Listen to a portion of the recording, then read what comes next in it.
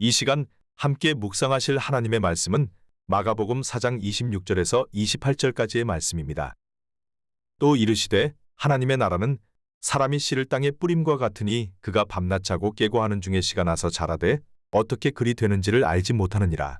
땅이 스스로 열매를 맺되 처음에는 싹이요 다음에는 이삭이요 그 다음에는 이삭의 충실한 곡식이라. 성경에는 종종 많은 구절들에서 씨앗에 대한 비유를 말씀하고 있습니다. 오늘 말씀에서도 예수님께서는 하나님의 나라를 씨앗에 비유하시면서 농부는 씨앗을 뿌리기는 하지만 그것이 어떻게 자라는지는 알 수가 없다고 말씀하십니다. 그렇습니다.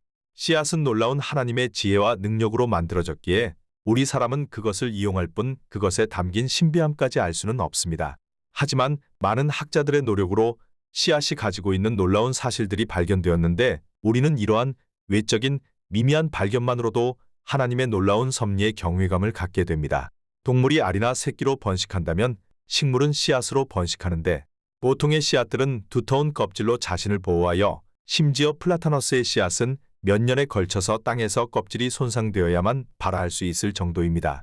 그래서 씨앗의 특성에 따라 파종하기 전에 처리를 해야 하는 씨앗들이 많은데 때로 겨울을 난 것처럼 저온 처리를 하는 경우는 기본이고 씨앗에 따라서는 벤치나 줄칼, 모래를 이용해 껍질에 상처를 내거나 끓는 물에 담가 고온 처리를 하는 경우도 있으며 심지어 황산이나 염산, 수산화나트륨으로 껍질을 부식시켜야 하는 경우도 있고 이도 저도 안 되면 동물에게 직접 먹여 배설물로 배출시킨 후 발화시키기도 합니다.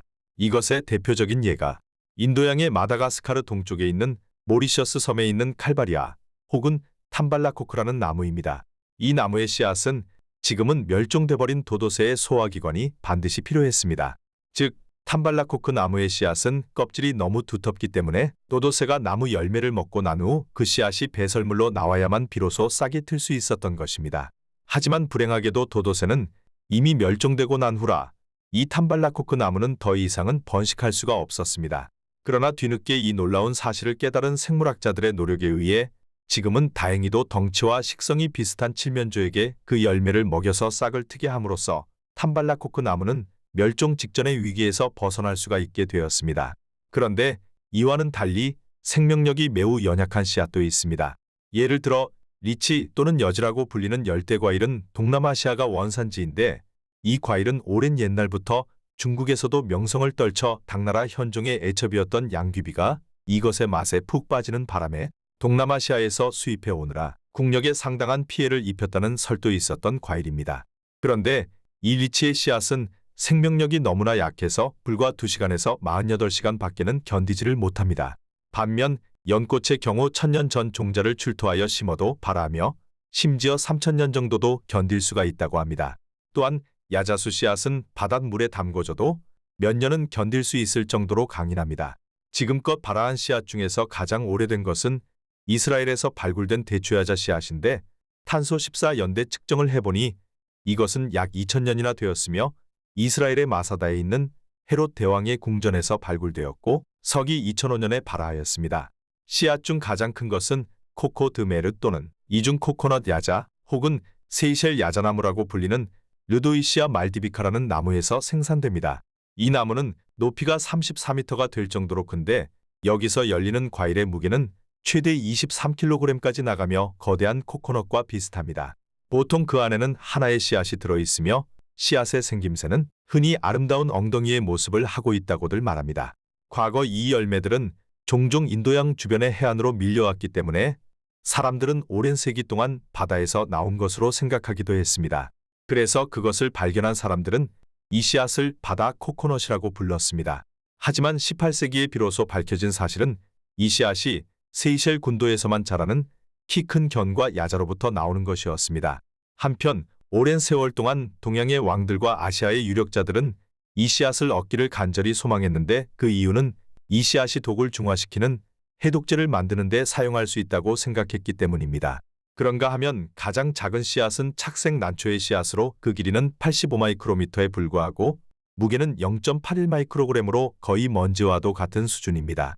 그리고 씨앗에 대한 몇 가지 흥미로운 사실들이 더 있습니다. 예를 들어 순무의 씨앗은 조건만 잘 갖춰진다면 1분 사이에 그 무게를 무려 15배로 늘릴 수가 있습니다. 한편 비옥한 토양에 심겨진 순무 씨앗은 싹이 나온 후 하루 사이에 무려 최대 15,000배까지 자신의 무게를 늘릴 수가 있습니다. 또한 씨앗은 강력한 힘을 내기도 합니다. 성장하는 호박 씨앗보다 더 강력한 힘을 가진 것은 거의 찾아보기가 힘든데 한 실험에서는 18일 된 스쿼시에 견인 줄을 매단 4발을 장착하였더니 성장하면서 22.6kg을 들어올렸고 이후 19일이 지나는 동안 무려 2267kg을 들어올렸다고 합니다. 한편 씨앗은 거꾸로 심어도 항상 위를 향하여 자라납니다. 왜냐하면 식물은 중력을 감지할 수 있기 때문입니다. 그래서 흙 속에서 묘목의 뿌리는 중력을 향해 자라며 줄기는 중력의 반대 방향으로 자라납니다. 이렇게 해서 뿌리는 내려가고 줄기는 땅 위로 올라오는 것입니다. 이처럼 씨앗들은 여러 다양하고 놀라운 능력들을 가지고 있습니다. 그런데 예수님께서는 마태복음 17장 20절에서 말씀하시기를 진실로 너희에게 이르노니 만일 너희에게 믿음이 겨자씨 한 알만큼만 있어도 이 산을 명하여 여기서 저기로 옮겨지라 하면 옮겨질 것이요 또 너희가 못할 것이 없으리라 라고 말씀하셨습니다. 사실 우리에게는 영적 세계를 담을 만한 충분한 믿음의 그릇이 없습니다. 그래서 이를 절감한 예수님의 제자들도 예수님께 호소하기를 누가복음 17장 5절 사도들이 주께 여짜오되 우리에게 믿음을 더하소서 하니 라고 하였습니다. 그러기에 우리 모두도 겸손한 마음으로 겨자씨의 믿음을 얻을 수 있도록 간절한 기도를 올리고 또한 그 믿음으로 천국과 하나님께서 허락하신 놀랍고 풍성한 은혜의 삶을 누릴 수 있으시기를 주님의 이름으로 축원드립니다.